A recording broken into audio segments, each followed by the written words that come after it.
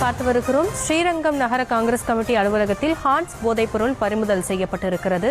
போதை தடுப்பு போலீசாரின் அதிரடி சோதனையில் காங்கிரஸ் நிர்வாகி சிக்கியிருக்கிறார். முழு விவரங்களோடு இணைகிறார் நம்முடைய செய்தியாளர் கதிரவன். முழு விவரங்கள். வணக்கம் ஹாசினி. ஸ்ரீரங்கம் நகர காங்கிரஸ் கமிட்டி அலுவலகத்தில் குட்கா பறிமுதல் செய்து காங்கிரஸ் கட்சி நிர்வாகி மீது வழக்கு பதிவு செய்து பெரும் பரபரப்பை ஏற்படுத்தியுள்ளது. திருச்சி மாநகர் ஸ்ரீரங்கம் மேல அடையாளஞான வீதியை சேர்ந்தவர் சண்முகம் என்பவரின் மகன் நடராஜன் என்ற பாத யாத்திரை நடராஜன். ஸ்ரீரங்க பழைய bus stand Congress committee Kamarajar அரங்கம் உள்ளது.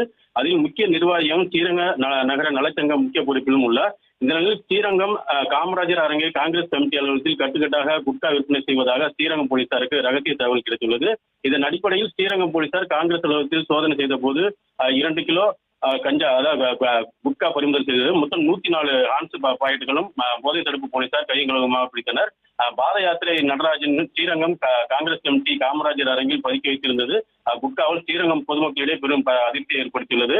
சென்ற ஆட்சியின் நிர்வாக சீர்கேட்டால் பெரிய வந்த போதை வாசுகளின் நடமாட்டத்தை முற்றிலும் கட்டுப்படுத்துவதற்காக புதிதாக பொறுப்பேற்றுள்ள தமிழக வெற்றி கழக அரசு தனது தேர்தல் வாக்குறுதியான போதை வாசுகள் நடமாட்டத்தை முற்றிலும் கட்டுப்படுத்தவும் ஒழித்து கட்டும் மும்முரம் காட்டி வருகின்றனர். இதற்காக போதை தடுப்பு போலீஸ் ஸ்பெஷல் டீம் போடப்பட்டு போதை வாசுகளின் நடமாட்டத்தை தொடர்ந்து தீவிரமாக கண்காணித்து வருகிறார்கள்.